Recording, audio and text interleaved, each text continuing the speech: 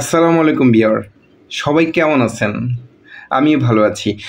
আমি আজকে আপনাদেরকে নতুন কিছু শিখাবো, সেটা হলো পাওয়ার পয়েন্ট প্রেজেন্টেশন, যেটা আমরা এমএস পাওয়ার পয়েন্টের মাধ্যমে অ্যান্ড্রয়েড ফোন দিয়ে আজ কাজ করে দেখাবো। যারা অফিসে চাকরি করি বা স্টুডেন্ট, দেখা যাচ্ছে যে অনেক সময় আমাদেরকে প্রেজেন্টেশন দিতে হয়। এটার জন্য বেশি সময় পাওয়া যায় না, হয়তো অল্প সময়ের মধ্যে একটা প্রেজেন্টেশন তৈরি করতে হয়। ইন দিস টাইম আমাদের ল্যাপটপ কম্পিউটার পাশে থাকে না বা কাছে থাকে না, আমি বা দূরে থাকি, জার্নিতে থাকি, জ্যামের মধ্যে থাকি। ওই মুহূর্তে যদি আমার কাছে অ্যান্ড্রয়েড ফোন থাকে, তাহলে আমি সহজেই কিন্তু আমার এই টাস্কটা ফিল আপ করতে পারি। এটার জন্য প্রথমেই দরকার একটা এমএস পাওয়ার পয়েন্ট সফটওয়্যারটি দরকার, যেটা আমাদের এই অ্যাপসটা প্লে স্টোরে আছে। প্লে স্টোর থেকে আমরা অ্যাপসটাকে ইনস্টল করব। কাজের সুবিধার জন্য আমার অ্যান্ড্রয়েড মোবাইলের মধ্যে মাউসটা লাগিয়ে নিয়েছি। আর মাউস ছাড়াও এটা আপনি আপনার মোবাইলে যখন কাজ করবেন, টাচপ্যাডেই কাজ করা সম্ভব।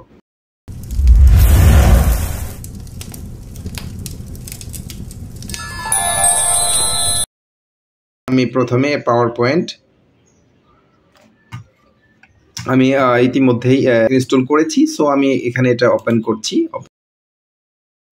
ওকে, এই যে ইন্টারফেসটা দেখতে পাচ্ছেন, এটা হলো প্রথম অবস্থায় পাওয়ার পয়েন্ট ওপেন করলে ইন্টারফেসটা আসবে। এখানে একটা বিষয় যে আমরা সবাই সাইন ইন করে নেব। সাইন ইন করে নিলে, যার যার ইমেল অ্যাড্রেস দিয়ে সাইন ইন করে নিলে অনেক ভালো হয়। সো এখন আমরা কিভাবে শুরু করব এটা দেখছি। এই দেখতে পাচ্ছি এখানে প্লাস চিহ্ন দেখা যাচ্ছে। প্লাস চিহ্নতে ক্লিক করলে আমরা নতুন একটা প্রেজেন্টেশন ওপেন করতে পারবো। আমরা এই যে বিভিন্ন ধরনের টেমপ্লেট দেখতে পাচ্ছি, এখান থেকে আমার যে কোনো একটা পছন্দ করে টেমপ্লেট নিতে পারবো। ইচ্ছা করলে আমরা একটা ব্লাঙ্ক প্রেজেন্টেশন টেমপ্লেটও নিতে পারবো। সো আমরা এখানে ব্লাঙ্ক প্রেজেন্টেশনের একটা টেমপ্লেট আমি নিচ্ছি। প্রথমেই আমরা যে স্লাইডটা দেখতে পাচ্ছি, প্রথম একটা স্লাইড দেখতে পাচ্ছি, এখানে আমাদের মতো করে আমি কাজ করব। আজকে বলা ভালো যে আমি আজকের প্রেজেন্টেশনটা পুরোটা বাংলায় তৈরি করব। বাংলা তৈরি করার জন্য আমার যে যে বিষয়গুলো লাগবে, সেটার জন্য বাংলা লেখা সাপোর্ট করে, অর্থাৎ বিজয় কিবোর্ডটা আমার মোবাইলে ইনস্টল করে নিতে হবে, যেটা আমি প্লে স্টোর থেকে বিজয় কিবোর্ড অ্যাপসটাকে ইনস্টল করে নিলেই হবে। সো এখানে আমি প্রথমে এই বাংলায় করতে যাচ্ছি। তো বাংলায় কিবোর্ডটা আমি আগে সেট করে নিয়েছি। একটা প্রেজেন্টেশন দিতে গেলে প্রথমে আমাদের কি সাবজেক্টটা লিখতে হয়, বা আমাদের যে হেডিংটা থাকে সেটা আমরা হেডিংটা দিচ্ছি। হেডিংটা হচ্ছে, আমি আমার চ্যানেলের নাম দিয়ে একটা হেডিং দিচ্ছি।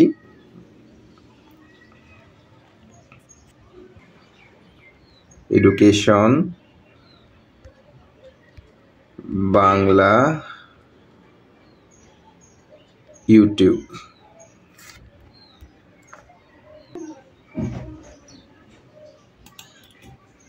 আচ্ছা, আমরা এডুকেশন বাংলা ইউটিউব যে কথাটা লিখলাম, এটা ধরুন আজকে হলো আমার হিডিং। এখন আমি দুই পাশে দুটো লোগো ইউজ করতে চাচ্ছি। এটার জন্য আমাকে একটা লোগো ইউজ করার জন্য আমাকে যেতে হবে কোথায়? ইনসার্টে যেতে হবে। ইনসার্টে যে টেমপ্লেট, ভিউ, ইনসার্টে যাওয়ার পরে আমরা প্রথমে বুঝে নিব যে ইনসার্টের মধ্যে সব ধরনের ইন করার জন্য যে বিষয়গুলো থাকে ইনসার্টে পাওয়া যায়। সো আমরা ইনসার্টে যাওয়ার পরে দরকার হলো পিকচারে যাওয়ার পরে আমি একটা পিকচার নেব। ধরুন একটা পিকচার, লোগো পিকচারটা আমি নিচ্ছি। লোগোটা নেওয়ার পরে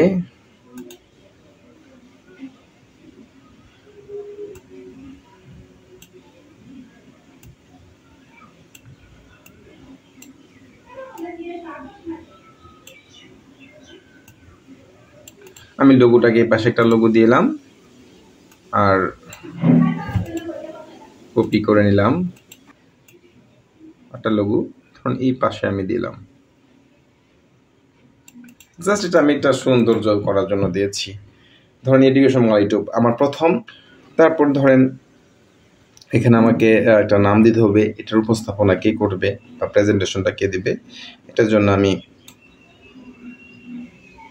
ইনসার্ট থেকে একটা টেক্সট বক্স নিব। টেক্সট বক্স নিয়ে লিখবো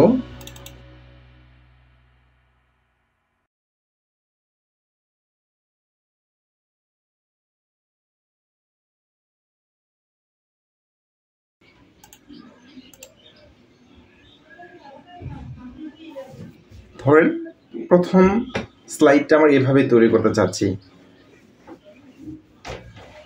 আমি দ্বিতীয় স্লাইডে যাব। দ্বিতীয় স্লাইডে যাওয়ার জন্য আমাকে যেতে হবে,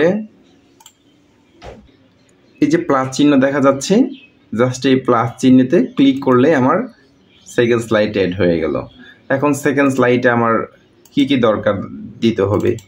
সেকেন্ড স্লাইডে আমি যদি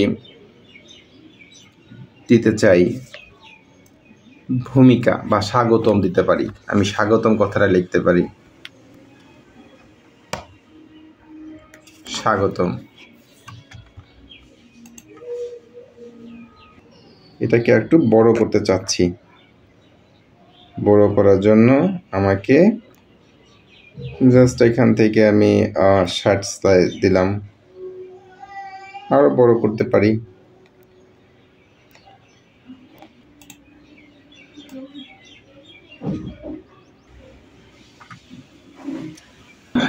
দ্বিতীয় স্লাইডে যদি আমি লক্ষ্য দিই,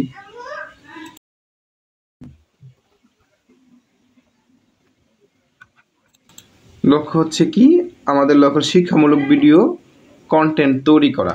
তাহলে এটা লিখি,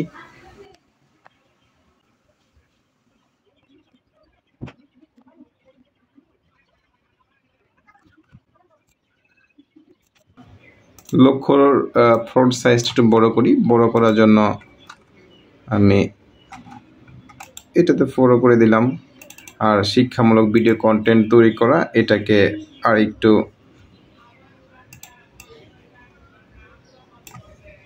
বড় করি, 44 ফন্ট সাইজ দিয়ে দিলাম, অথবা আর একটু বড় করতে পারি 60। ওকে।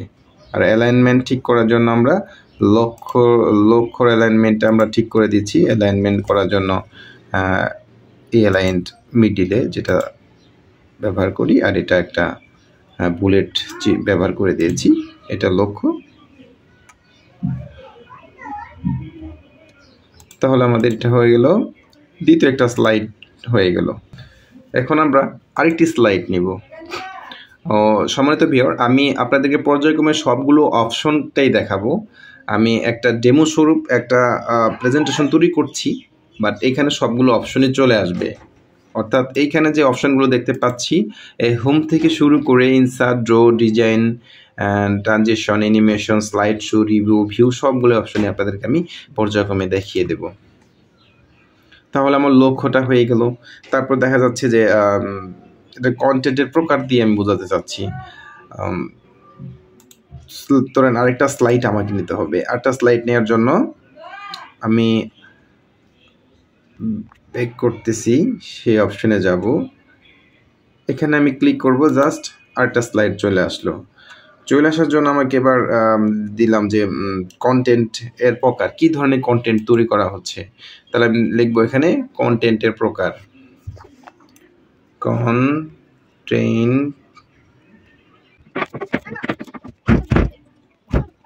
আমরা এখানে কন্টেন্টের প্রকার দিলাম, কি কি কন্টেন্ট এখানে তৈরি করতে পারি।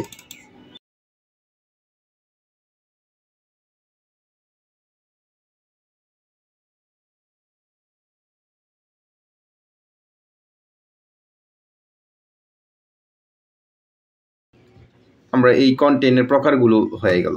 এখন আরেকটা স্লাইডে দরকার। আরেকটা স্লাইডে আমি ক্লিক করলাম, ক্লিক করার পরে ধরেন কন্টেন্ট ক্রিয়েটারগণ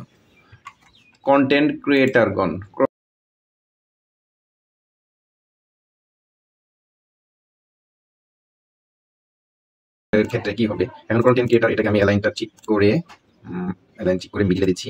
আর হচ্ছে এখন কন্টেন্ট ক্রিয়েটারে কি থাকবে, ছবি ধরেন একটা ছবি দিলাম, নাম তো তাহলে আমাদের কাজ করতে হবে কোথায়, এখানে অবশ্যই ইনসার্টে যেতে হবে। ইনসার্টে যাওয়ার পরে আমি এখানে পিকচার ইনপুট দেব, একটা পিকচার নিব।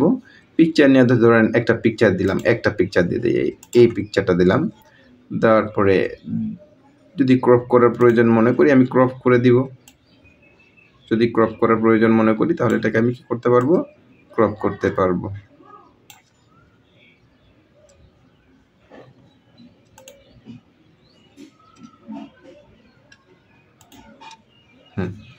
তাহলে কি হলো, আমার কন্টেন্ট ক্রিয়েটারের একটা ছবি এখানে আমি দিয়ে দিলাম। ধরেন এটা একটা নাম দিতে হবে, কন্টেন্ট ক্রিয়েটারের নাম দিয়ে দিলাম। নামের জন্য আমরা যেতে হবে কোথায়, যেতে হবে ইনসার্টে, যে আমরা টেক্সট বক্স নিতে হবে, টেক্সট বক্স। এখন এই টেক্সট বক্সের মধ্যে আমাকে লিখতে হবে, আমার নামটা দিয়ে দিলাম মোহাম্মদ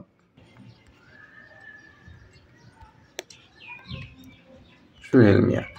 আচ্ছা, আমি এটাকে কন্টেন্ট ক্রিয়েটার হিসেবে অ্যাড করে দিলাম। জাস্ট এটা শেখানোর উদ্দেশ্য হলো যে আমরা কিভাবে একটা ছবি অ্যাড করব, এটাই। এখন ধারাবাহিকভাবে আমাদের একটা কন্টেন্টের অনেক কাজ আছে, মানে একটা প্রেজেন্টেশন তৈরি করতে গেলে অনেকগুলো কাজ করতে হবে। তাহলে 1 ঘন্টার সময় বেশি লাগতে পারে, আরও বেশি সময় লাগতে পারে। আপনার নির্দিষ্ট সাবজেক্টের উপর ভিত্তি করে ওই অনুপাতে আপনাকে কি একটা প্রেজেন্টেশন তৈরি করতে হবে। সো আমি এখন ওভাবে তৈরি করতে অনেক সময় লাগবে, ভিডিও অনেক লম্বা হয়ে যাবে। আমি এখন যে বিষয়গুলো দেখাবো, বাকি যে অপশনগুলো আছে অপশনগুলো আপনাকে এলোপাতাড়িভাবেই দেখাবো, যাতে আপনার বিষয়গুলো বুঝতে পারেন, নিজে নিজে পড়ে এটাকে সাইজ করে দিতে পারেন।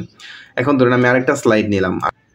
আমরা হোমের কাজটা এতক্ষণ দেখলাম, হোমের মধ্যে যা আছে, হোমের মধ্যে যে অপশানগুলো আছে এই অপশানগুলো একটু দেখে নেই।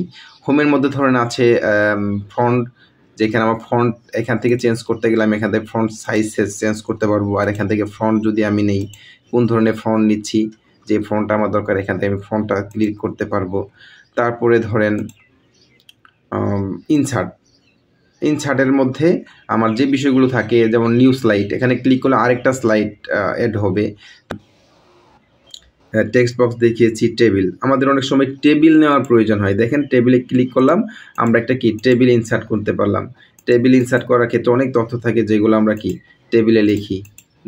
আমরা এখান থেকে কি করতে পারবো, টেবিলে লেখাগুলো লিখতে পারবো, লিখে টেবিলটাকে আমরা ছোটো বড়ো করতে পারবো, আমরা সাইজ মতো কাজটা রাখতে পারবো। সো টেবিলটা আমরা দেখতে পারলাম। আমি আসলে ওভাবে দেখাতে গেলে অনেক সময় লাগবে, সো আমরা এভাবেই এখান থেকে বাইপাস করে যাচ্ছি। ধরো আরেকটা স্লাইড নিব, আরেকটা স্লাইড নেওয়ার পরে আমরা দেখব যে কী আছে ইনসার্টের মধ্যে। টেবিলটা দেখেছি, পিকচার, আমি অতিমধ্যে আমার একটা পিকচার অ্যাড করে দেখিয়েছি। এভাবে আপনি এখান থেকে পিকচার অ্যাড করতে পারবেন।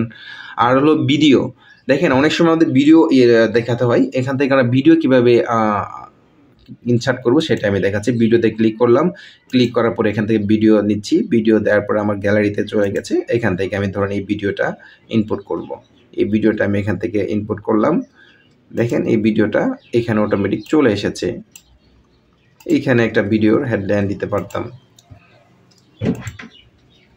দেখেন আমি যে ভিডিওটা আসছে এটা কিন্তু এখন আমার দেখাচ্ছে এখানে। সুপ্রিয় দর্শক, আসসালামু আলাইকুম, আপনারা কেমন আছেন? আশা করি ভালো আছেন।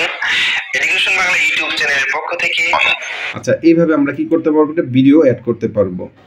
আমরা তাহলে একটা ভিডিও অ্যাড করলাম। তারপরে ধরেন তারপরে শেপ, অনেক সময় এই অডিও, আমরা একটা অডিও ক্লিপ এখানে অ্যাড করতে পারবো। জাস্ট এখানে ক্লিক করবেন আর নির্দিষ্ট ফাইল নিয়ে যাবে, তারপর ওখান থেকে আপনি আপনার চুজ মতো একটা অডিও নিয়ে এসে দিতে পারবেন। তারপরে ধরেন শেপ, আমরা অনেক সময় কি শেপের প্রয়োজন হয়, এগুলা শেপ দিয়ে আমাদের ড্রয়িং করতে হয়, ড্রয়িংয়ের কাজ করতে হয়।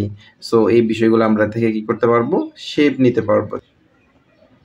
তাহলে ইনসার্টের আমার প্রায় স্মার্ট আর্ট, বিভিন্ন ধরনের চার্ট, স্মার্ট আর্ট এইখান থেকে আমরা কালেক্ট করতে পারবো। তারপরে হচ্ছে চলে যাচ্ছি আমরা ড্রোতে যাওয়ার পরে আমরা এখান থেকে ড্র করতে পারবো। দেখেন এখানে ল্যাসো সিলেক্ট আছে, ইরেজার আছে, পেন আছে, হাইলাইট আছে। আসলে কি এগুলো যদি একটা করে দেখাতে যায় অনেক সময় লাগবে। আপনারা নিজে নিজে এগুলা কি করবেন, একটু ড্র করে দেখতে পারবেন, ঠিক আছে? এগুলা একটু নিজে নিজে এগুলো দেখলেই আপনারা এখান থেকে সব কিছুই বুঝতে পারবেন। তারপর হচ্ছে হাইলাইট, আপনারা হাইলাইট করতে পারবেন, এখান থেকে কোনো লেখাকে হাইলাইট করতে পারবেন, কোনো সমস্যা নেই। সো আমরা এগুলো দেখতেছি। আবার ইরেজার মোছার জন্য আপনি এগুলো ব্যবহার করতে পারবেন। তারপরে চলে যাচ্ছি আমরা ডিজাইন। এই যে ডিজাইনের ক্ষেত্রে আপনার স্লাইডটাকে আপনি স্লাইড সাইজ করতে পারবেন, স্লাইডের ব্যাকগ্রাউন্ড চেঞ্জ করতে পারবেন। দেখেন আমার এই স্লাইডের ব্যাকগ্রাউন্ড আমি চেঞ্জ করতে পারতেছি। স্লাইড সাইজ ছোটো বড়ো করা যায় এখান থেকে যাওয়ার পরে, দেখেন স্লাইড সাইজ স্কোয়ার সাইজ হয়ে যাচ্ছে। আবার যেটা আপনার প্রয়োজন সেই সাইজ আপনি ব্যবহার করতে পারবেন। তারপরে হচ্ছে আপনার ধরেন এটা গেল আপনার ডিজাইনের মধ্যে ট্রানজিশনের মধ্যে হলো কি, আমরা যখন কোনো কিছু এখান থেকে ট্রানজিশন ইফেক্ট করতে চাই, একটা স্লাইড থেকে আরেকটা স্লাইড কীভাবে আসবে, এখান থেকে আমরা এই ট্রানজিশন ইউজ করতে পারবো। আশা করি বুঝতে পারছেন। আসলে এগুলো নাড়াচাড়া না করলে নিজে একটু প্র্যাকটিক্যালি কাজ করলেই সহজেই বুঝতে পারবেন। জাস্ট ফোনে দেখাচ্ছি অ্যানিমেশনে যাওয়ার পরে দেখেন এইখানে বিভিন্ন রকম অ্যানিমেশন আছে। ধরুন এই কন্টেন্ট ক্রিয়েটারের কি করব, এটাকে আমি একটা অ্যানিমেশন দেবো। এটাকে অ্যানিমেশন দেওয়ার জন্য আমাকে যেতে হবে কোথায়, অ্যানিমেশনে যাব। অ্যানিমেশনে যাওয়ার পরে একটা অ্যানিমেশন দিই আমি। এখান থেকে অনেক অ্যানিমেশন আছে, এটা একটা অ্যানিমেশন দিলাম, অর্থাৎ প্রথমেই লেখাটা আসবে এভাবে, তারপরে আরেকটা অ্যানিমেশন দিতে যাচ্ছি। এইখান থেকে শাড়ো দিতে পারবো, দেখেন এই শাড়ো দিচ্ছি, ছবি শাড়ো দিতে পারবো, রিফ্লেকশন দিতে পারবো। রিফ্লেকশন হচ্ছে এটা, আসলে আপনি কাজ করতে গেলে এগুলা দেখতে পারবেন। স্লাইড শো, আমরা এটাকে স্লাইড শো হিসেবে দেখতে পারবো। ফ্রম বিগিনিংয়ে দিলে প্রথম থেকে স্লাইডটা শো হবে, কারেন্ট থেকে শুরু হবে, যদি হয় যে স্লাইডটা ওপেন আছে এখান থেকে শুরু হবে। এভাবে আমরা এখান থেকে এই বিষয় স্লাইড শো থেকে করতে পারি। রিভিউ যে অপশন আছে, স্মার্ট লক আপ করতে পারবো, আর লুক আপ করতে পারবো। আর হলো নিউ কমেন্ট থাকলে আমরা কমেন্ট করতে পারবো। দেখেন ক্লিক করলে আমরা এখানে একটা কমেন্টও করে রাখতে পারবো। এখান থেকে আমরা কি করতে পারবো, কমেন্টও করতে পারবো। দেখেন এই এখান থেকে একটা কমেন্ট চলে গেছে, কমেন্টের কাজগুলো এখান থেকেই হয়। আচ্ছা, তারপরে দেখেন আমরা আর কি অপশন আছে দেখতেছি। মোটামুটি এই অপশন, এই বিষয়গুলো যদি আমরা দেখি কাজগুলো করতে পারবো। আসলে সবচেয়ে বড় কথা হলো এগুলো দেখার পরে এই বিষয়গুলো নিয়ে আপনাকে কি করতে হবে, একটু নাড়াচাড়া করতে হবে, বারবার একবার প্র্যাকটিস করতে হবে, একবার দেখেই হবে না।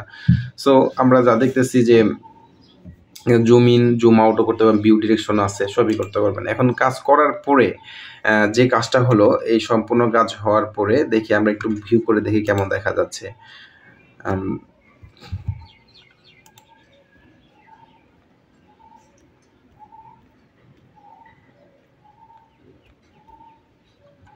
ধরুন এই আমরা একটা কাজ করতেছি, এটা আসলে তো এখন সময় নেই, কাজ করলে সুন্দর হবে, এভাবে তো আর ভালো দেখা যাবে না।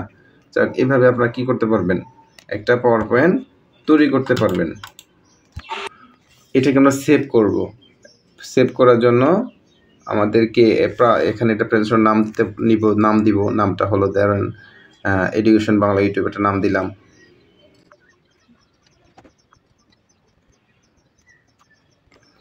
নাম দেওয়ার পরে আমরা এটাকে সেভ করব। থ্রি ডটে ক্লিক করব, দেখো সেভ এজে যাওয়ার পরে আমরা দিস ডিভাইসে সেভ করলাম, ডকুমেন্টে সেভ করলাম, এডুকেশন ইউটিউব দিয়ে পিপিটি ফরম্যাটে দিয়ে পরে এই পিপিটি ফরম্যাটে আমরা সেভ করে দিলাম। এখন এটাকে, এই ফাইলটাকে আপনি গুগল ড্রাইভে আপলোড দিয়ে রাখতে পারেন, অথবা এখান থেকে আপনি পেন ড্রাইভ দিয়ে নিয়ে যে কোনো কম্পিউটারও কাজ করতে পারবেন। কারণ আমরা এখানে আমি ইউনিকোডে টাইপ করেছি, ইউনিকোডে যে বাংলা ফন্টগুলো দিয়েছি এটা কোথাওগুলো ভাঙবে না এবং সব জায়গায় এটা সাপোর্ট করবে। সো এভাবে একটা পাওয়ার পয়েন্ট আপনি সহজেই তৈরি করতে পারেন। এটাকে আবার শেয়ারও করতে পারবেন, কোনো সমস্যা নেই। এখান থেকে আপনারা কী করতে পারবেন, শেয়ারও করতে পারবেন। সো আশা করি বুঝতে পেরেছেন। আর এই বিষয়টা প্র্যাকটিস করলেই অনেক সুন্দর করে একটা পাওয়ার পয়েন্ট তৈরি করা যাবে। থ্যাংক ইউ সবাইকে।